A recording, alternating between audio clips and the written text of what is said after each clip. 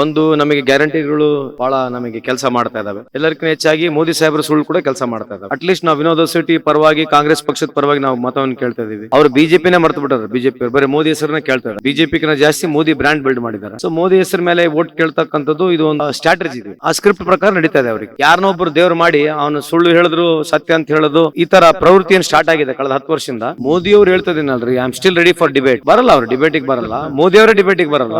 ಮೋದಿ ಅವ್ರ ಪ್ರೆಸ್ ಮೀಟ್ಗೆ ಬರಲ್ಲ. ಇಷ್ಟು ಮೋದಿ ಪಾಪ್ಯುಲರ್ ಇದ್ರೆ ಟಿವಿ ಮುಖಾಂತರ ಯಾಕೆ ಬರ್ಬೇಕು? ನೀವು ಟಿವಿ ಆಫ್ ಮಾಡಿ ಅಲ್ಲ ಒಂದ್ ತಿಂಗಳ, ಇನ್ನ ಚುನಾವಣೆ ಇದೆ. ಟಿವಿ ಆಫ್ ಮಾಡಿ ಬನ್ನಿ, ಹಂಗೆ ನೇರವಾಗಿ ಬಂದ್ ಪಬ್ಲಿಸಿಟಿ ತಗೊಂಡೋಗಿ. ಟಿವಿ ಮುಖಾಂತರ ಪಬ್ಲಿಸಿಟಿ ತಗೊಂಡು ನಿಲ್ಲಿಸಿದ್ರೆ ಅವರಿಗೆ 50% ಸೀಟು ಬರಲ್ಲ. But this time BJP will definitely have less vote share and less number of seats. Definitely they not form the government. I am close that we should come around about 18 to 20 seats ಆಗ್ಬೋದು ಅಂತ ನನ್ನ ವೈಯಕ್ತಿಕ ಅಭಿಪ್ರಾಯ. ಈ ದೇಶದ ಸಾಲ ಜಾಸ್ತಿ ಆಗಿದೆ, ಅದರ ಬಗ್ಗೆ ಚರ್ಚೆ ಇಲ್ಲ. ಮಹಂಗಾಯಿ ಬಹುತೂಯಿ ಅಂತ ಹೇಳಿ ಪ್ರಾರಂಭ ಮಾಡಿದ್ರು. ಇವತ್ತು ಮಹಂಗಾಯಿ ಬಗ್ಗೆ ಮಾತನಾಡ್ತಲ್ಲ. ಇಂಥವು ಫಂಡಮೆಂಟಲ್ ಇಶ್ಯೂಸ್ ಆಗ್ಬೇಕು ವಿನಾವರ್ತು ರಾಮ ರಹೀಮ, ಹಿಂದೂ ಮುಸಲ್ಮಾನ, ಪಾಕಿಸ್ತಾನ ಈ ತರದ ಮೇಲೆ ಮುಂದೆ ಬರ್ತಕ್ಕಂಥ ದಿನಗಳಲ್ಲಿ ಚುನಾವಣೆಗಳು ಆಗ್ಬಾರ್ದಂತ ನನ್ನ ಅಭಿಪ್ರಾಯ. ವೀಕ್ಷಕರೇ, ಕರ್ನಾಟಕ ಟಿವಿಯ ಲೋಕಸಭಾ ಚುನಾವಣಾ ಸಂಚಾರ. ಇದೀಗ ಧಾರವಾಡ ಲೋಕಸಭಾ ಕ್ಷೇತ್ರದಲ್ಲಿ ಸಚಿವರಾಗಿರುವಂತಹ ಸಂತೋಷ್ ಲಾಡ್ ಅವ್ರ ಜೊತೆ ನಾವಿದೆಯಾ, ಅವ್ರನ್ನೇ ಮಾತಾಡ್ಸೋಣ.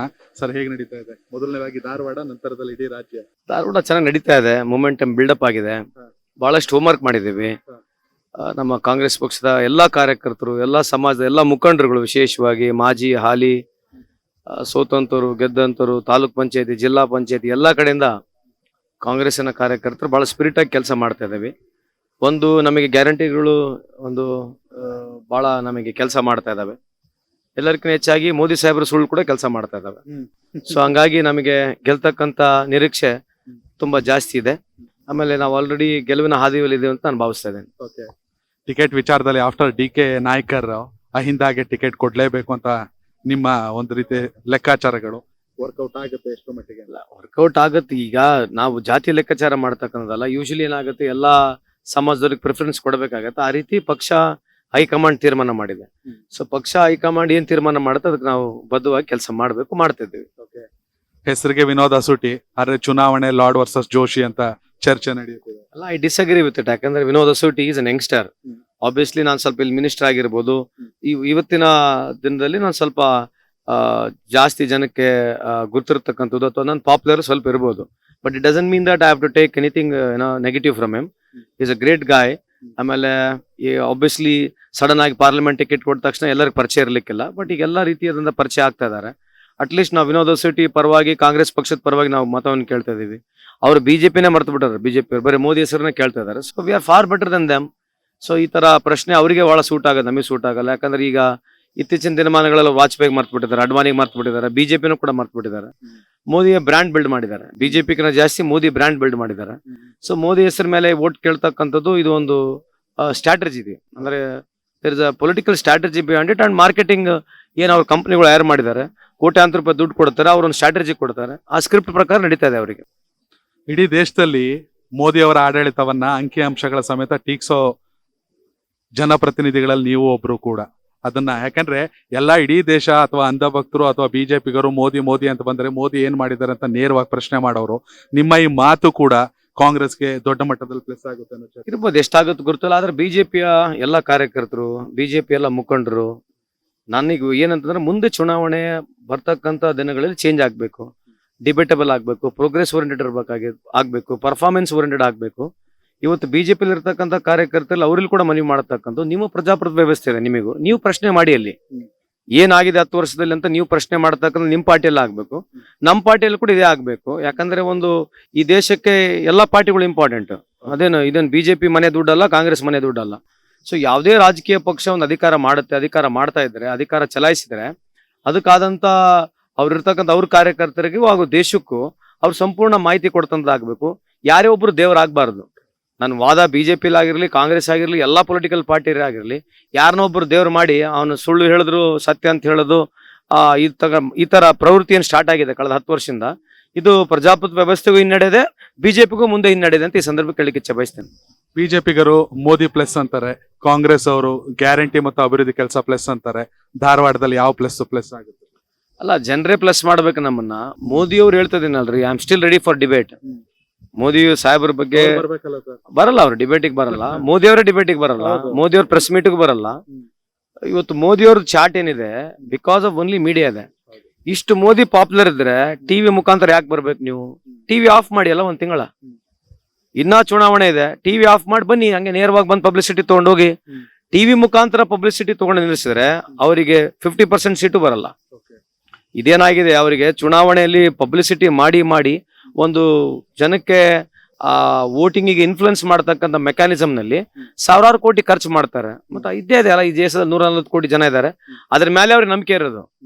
ಮೋದಿನ ಯಾಕೆ ಅವರು ಬಿಂಬಿಸ್ತಾ ಇದಾರೆ ಅಂತಂದ್ರೆ, Modi because is able to spend thousands of crores. ಇಷ್ಟು ದುಡ್ಡು ಎಲ್ಲಿಂದ ಬರ್ತಾ ಇದೆ ಅವರಿಗೆ? ಈ ಸ್ಟಾಟಿಕ್ ದುಡ್ಡು ಎಲ್ಲಿಂದ ಬರ್ತಾ ಇದೆ? ಏನು ಮೀಡಿಯಾ ಎಲ್ಲ ಫ್ರೀ ಇದೆಯಾ ಅವ್ರಿಗೆ? ಸೊ ದುಡ್ಡು ಕೊಡಬೇಕು, ದುಡ್ಡು ಅಷ್ಟು ಕೊಡೋ ಕೆಪಾಸಿಟಿ ಇದೆ. ಬೇರೆ ಪಾರ್ಟಿಗಳು ದುಡ್ಡು ಕೊಡಕ್ ಹೋದ್ರು ಕೂಡ ಅವ್ರಿಗೆ ಸ್ಲಾಟ್ ಸಿಗೋದಿಲ್ಲ, ಮೊನೋಪೊಲಿ ಮಾಡ್ಕೊಂಡಿದ್ದಾರೆ. ಇನ್ಫಾರ್ಮೇಶನ್ ಬ್ರಾಡ್ಕಾಸ್ಟಿಂಗ್ ಅವ್ರ ಕೈಲೇ ಇದೆ. ಫೆಮಾ, ಫೆಡರಾ, ಇಡಿ, CBI, ಲೋಕಾಯುಕ್ತ ಇವೆಲ್ಲ ಅವ್ರ ಕೈ ಇರೋದ್ರಿಂದ ಸೊ ಹಂಗಾಗಿ ನಡೀತಾ ಇದೆ. I personally feel I don't have anything personal with Modi ಸಾಹೇಬ್ರು ಕೂಡ ನಮ್ಮ ಈ ದೇಶದ ಪ್ರಧಾನಮಂತ್ರಿ. But I have got greatest admiration for other leaders also across the party. CPM ಕೂಡ ಗ್ರೇಟ್ ಲೀಡರ್ಸ್ ಇದ್ದಾರೆ, CPI ಕೂಡ ಗ್ರೇಟ್ ಲೀಡರ್ಸ್ ಇದ್ದಾರೆ. ಮಮತಾ ಬೆನರ್ಜಿನೂ ಗ್ರೇಟ್ ಲೀಡರು, ಜಯಲಲಿತಾನು ಗ್ರೇಟ್ ಲೀಡರು, ಕರುಣಾನಿಧಿನೂ great leader, Stalin great leader, ಯಡಿಯೂರಪ್ಪರು always admire him across the cutting the party. ಈ ಒಂದು political setup ನಲ್ಲಿ ಒಬ್ರಿಗೊಬ್ರು ಗೌರವಿಸಬೇಕು, ಸ್ಪೋರ್ಟ್ಸ್ ಮ್ಯಾನ್ ಸ್ಪಿರಿಟ್ ಇರಬೇಕು. ಇದು ಕಳೆದ 10 ವರ್ಷದಿಂದ ಬರೀ ಒಬ್ಬರನ್ನ ಗೇಲಿ ಮಾಡೋದು, ಒಬ್ಬರನ್ನ ಡಿಮಾರಲೈಸ್ ಮಾಡೋದು, ಒಬ್ಬರನ್ನ ಏನು ಇಲ್ಲಾರಂಗ್ ತೋರಿಸಿ ದೊಡ್ಡ ಗ್ರೇಟ್ ಅಂತ ಹೇಳ್ತಕ್ಕಂಥದ್ದು, ಇದೊಂದು ಪ್ರವೃತ್ತಿ ಅವ್ರು ಸ್ಟಾರ್ಟ್ ಮಾಡ್ಬಿಟ್ಟಿದ್ದಾರೆ. ಎಲ್ಲೋ ಇದೊಂದು ಅಂತ್ಯ ಆಗ್ಬೇಕು. ಬಿಜೆಪಿ ಕಾರ್ಯಕರ್ತರು ಕೂಡ ಅವ್ರು ಮನವಿ ಮಾಡ್ಕೊಳ್ತೇನೆ, ಈ ತರದ್ದು ಪೊಲಿಟಿಕ್ಸ್ ದೇಶಕ್ಕೂ ಒಳ್ಳೇದಂತ ನನ್ನ ವೈಯಕ್ತಿಕ ಅಭಿಪ್ರಾಯ. ದೇಶವನ್ನ ಒಂದ್ ಕಡೆಗೆ ಇಟ್ಟು ಬರೀ ಕರ್ನಾಟಕವನ್ನ ನೋಡೋದಾದ್ರೆ ಈ ಬಾರಿ ಜನ ತಕ್ಕ ಉತ್ತರವನ್ನ ಕೊಡ್ತಾರೆ ಅಂತ ಅನ್ಸುತ್ತಾ ನಿಮ್ಗೆ? ಅಲ್ಲ, ಇದೆ ಖಂಡಿತವಾಗ್ಲು. ಐ ಆಮ್ ಶ್ಯೂರ್ ದಟ್ ನಮ್ದೇನು 43% ವೋಟ್ ಶೇರ್ ಇತ್ತು ಅಸೆಂಬ್ಲಿಲಿ, ಅದಕ್ಕಿಂತ ಜಾಸ್ತಿ ವೋಟ್ ಶೇರ್ ನಮ್ಗೆ ಇನ್ಕ್ರೀಸ್ ಆಗುತ್ತೆ. ಕಳೆದ ಬಾರಿ ಆಲ್ ಓವರ್ ಇಂಡಿಯಾ ಬಿಜೆಪಿ ಏನ್ ನೋಡ್ಬಿಟ್ಟು 37%, 36% ವೋಟ್ ಶೇರ್ ಇತ್ತು. ಈ ಬಾರಿ 30% ಅವ್ರು ವೋಟ್ ಶೇರ್ ಬರ್ತಾರಂತ ಒಂದು ಅನಾಲಿಸಿಸ್ ಆಗಿದೆ. ನಾನು ಕೂಡ ಬಹಳಷ್ಟು ಸ್ಟಾಟಿಸ್ಟಿಕ್ಸ್ ನೋಡ್ತಾ ಇದ್ದೇನೆ. UP ಸ್ಟಾಟಿಸ್ಟಿಕ್ಸ್ ಗುರ್ತಿದೆ, ಬಿಹಾರ್ ಗುರ್ತಿದೆ, ವೆಸ್ಟ್ ಬೆಂಗಾಲ್ ಗುರ್ತಿದೆ, ಗುಜರಾತ್ ಗುರ್ತಿದೆ, ರಾಜಸ್ಥಾನ್ ಗುರ್ತಿದೆ, ಮಹಾರಾಷ್ಟ್ರ ಗುರ್ತಿದೆ. I been studying all the statistics very closely. I personally feel, ನಾನು ಕಳೆದ ಬಾರಿ ನಿಮ್ ಟಿವಿ ಕೂಡ ಒಂದು ಸ್ಟಾಟಿಸ್ಟಿಕ್ಸ್ ಹೇಳಿದ್ದೆ, ಲಕ್ಕಿ ಅದು ಕ್ಲಿಕ್ ಆಗಿದೆ. ಇಟ್ ಡಸಂಟ್ ಮೀನ್ ನಾನು ನಾಳಿದೆಲ್ಲ ಕ್ಲಿಕ್ ಆಗುತ್ತೆ ಅಂತಲ್ಲ, but I have the strong opinion. But this time BJP will definitely have a less vote share and less number of seats. Definitely they'll not form the government ಅಂತ ಈ ಸಂದರ್ಭಕ್ಕೆ ಹೇಳಲಿಕ್ಕೆ ಬಯಸ್ತೇನೆ. ನಂಗೆ ತುಂಬಾ ಚೆನ್ನಾಗಿ ನೆನಪಿದೆ. ಸರಿಯಾಗಿ ಒಂದು ತಿಂಗಳು ಮುಂಚೆ ವಿಲ್ ಕ್ರಾಸ್ 135 ಅಂತ ನೀವು ಚಾಲೆಂಜ್ ಅಂದ್ರೆ ನಮ್ಗಳ ಜೊತೆ ಮಾತಾಡಿದ್ರಿ. ಅದು ನಿಜ ಕೂಡ ಆಯ್ತು. ಯಾಕಂದ್ರೆ every 1% of vote share when you are an anti incumbency, ಅಂದ್ರೆ ನೀವು ರೂಲಿಂಗ್ ಗವರ್ಮೆಂಟ್ ಇರಲಿಲ್ಲ, ನೀವು ಅಪೋಸಿಷನ್ ಆಗಿದ್ದಾಗ ನೀವು ಎವ್ರಿ 1% ಇನ್ಕ್ರೀಸ್ ಆದಾಗ ಯೂಶಲಿ 15-20 ಸೀಟ್ಸ್ 15 ಸೀಟ್ಸ್ ಬರ್ತಕ್ಕಂಥದ್ದು. ನೀವು ರೂಲಿಂಗ್ ನಲ್ಲಿ ಇದ್ದು even if you get same number of vote statistics ಬಂದ್ರು ಕೂಡ ನಂಬರ್ ಆಫ್ ಸೀಟ್ಸ್ ಕಮ್ಮಿ ಆಗ್ತಕ್ಕಂಥದ್ದು ಇದು ಇತಿಹಾಸದಿದೆ. ಆ ಸ್ಟಾಟಿಸ್ಟಿಕ್ಸ್ ಮೇಲೆ ಹೇಳ್ತಾ ಇದೆ. Because BJP had an anti incumbency, we were already at 38. I assume that we will have 4 to 5% of vote increase. That's why I said we will have 42-43% of vote share. And lucky BJP took 36. I still thought that BJP will take ಇನ್ನ ಕಮ್ಮಿ ತಗೊಳ್ತ ಅಂತ ಕಾಣ್ತಿದೆ, but still BJP took 36% of vote share. ಮತ್ತೊಂದ್ ಕಡೆ BJP JDS ಮೈತ್ರಿ 2019 Congress JDS ಸರ್ಕಾರ ಮೈತ್ರಿ ಸರ್ಕಾರ ಇತ್ತು. ಕಾಂಗ್ರೆಸ್ ಗೆದ್ದಿದ್ದು ಒಂದೇ ಸೀಟು. ಈ ಬಾರಿ ನಿಮ್ಮದೇ ಸರ್ಕಾರ, ಗ್ಯಾರಂಟಿ ಯೋಜನೆ ದೊಡ್ಡ ಅಲೆನೇ ಇದೆ ರಾಜ್ಯದಲ್ಲಿ. ಏನಾಗಿರುತ್ತೆ ನಿಮ್ number? I am close that we should come around about 18 to 20 seats ಆಗ್ಬೋದು ಅಂತ ನನ್ನ ವೈಯಕ್ತಿಕ ಅಭಿಪ್ರಾಯ. ಸೊ ಈಗ JDS BJP ಅಲೈನ್ಸ್ ಎಲ್ಲ ಅದ್ರ ಬಗ್ಗೆ ಮಾತನಾಡ್ತಕ್ಕಂಥ ಅವಶ್ಯಕತೆ ನನಗಿಲ್ಲ. ಸೊ ಈ ತರ ಏನೋ ಕಂಟ್ರಿನಲ್ಲಿ ಬಹಳ ಜನ ಎಸ್ಪೆಷಲಿ ರೀಜನಲ್ ಪಾರ್ಟೀಸ್ಗಳು ಈ ಕಡೆ ಆ ಕಡೆ ಹೋಗಿರ್ತಕ್ಕಂಥ ನಿರ್ದೇಶನ ಬಹಳ ಇದಾವೆ. So I don't want to comment on it. So ultimately it's people have got choice to choose. So it's a beauty of a democracy. So ಅವರಿಗೆ ಬಿಟ್ಬಿಡೋಣ, ಏನ್ ಮಾಡ್ತಾರೆ ಮಾಡ್ಲಿ. ಸರ್, ಅಲ್ಟಿಮೇಟ್ ಆಗಿ ನಿಮ್ಮ ಪ್ರಕಾರ ನಿಜಕ್ಕೂ ಮತದಾರ ನೋಡ್ಬೇಕಾಗಿರೋದು ಏನನ್ನ ಸರ್? ಅಲ್ಲ, ಅದು ಹೇಳ್ತೇನೆ ನನಗೇನಂದ್ರೆ ಒಂದು ಮುಂದೆ ಬರ್ತಕ್ಕಂಥ ದಿನಗಳಲ್ಲಿ ಈ ಜಾತಿ ವ್ಯವಸ್ಥೆಗೆ ಮೇಜರ್ ಆಗಿ ಪರ್ಫಾರ್ಮೆನ್ಸು ಪ್ರೋಗ್ರಾಮ್ಸ್ ಮೇಲೆ ಎಲೆಕ್ಷನ್ಸ್ ನಡಿಬೇಕು. ಆ ರೀತಿಯಾದ ವಾತಾವರಣ ಸರ್ಕಾರಗಳು ಮಾಡಬೇಕು. ಏನ್ ಟುಮಾರೋ ಅಗೇನ್ ನಾವು ಅಧಿಕಾರಕ್ಕೆ ಬರ್ತೀವಂತ ನಮ್ ಸಂಪೂರ್ಣ ನಂಬಿಕೆ ಇದೆ. We should have a maturity ಸಣ್ಣ ಲೆವೆಲ್ ಇಂದ ಬಿಲ್ಡ್ ಅಪ್ ಮಾಡಬೇಕು. ಅರ್ಲಿ ಡೇಸ್ ಆಫ್ ಪೊಲಿಟಿಕ್ಸ್ ನಾಗ ಏನು ಹುಡುಗರು ಎಂಟರ್ ಆಗ್ತಾರೆ, ಅವರಿಗೆ ಎನ್ವೈರನ್ಮೆಂಟ್ ಕ್ರಿಯೇಟ್ ಮಾಡ್ಕೊಡ್ಬೇಕು, ಯಾರನ್ನ ಚೂಸ್ ಮಾಡಬೇಕು ಯಾರನ್ನೆಲ್ಲ ಅಂತ ಹೇಳಿ. ಈಗೇನಾಗಿದೆ, ಕಳೆದ 10 ವರ್ಷದಿಂದ ಕೇಂದ್ರ ಸರ್ಕಾರ ಬರೀ ಮಿಸ್ಗೈಡ್ ಮಾಡ್ತಾನೆ ಇದೆ. ಯಾವ್ದು ಸ್ಟಾಟಿಸ್ಟಿಕ್ ಜನರಿಗೆ ಗುರ್ತಲ್ಲ, ಹೋಗ್ಬೇಕು ಗೂಗಲ್ ಮಾಡ್ಬೇಕು, ಚೆಕ್ ಮಾಡ್ಬೇಕು. ಪತ್ರಿಕಾ ಮಾಧ್ಯಮ ಎಲ್ಲ ಬಹಳ ನೆಗೆಟಿವ್ ಏನಿಲ್ಲ.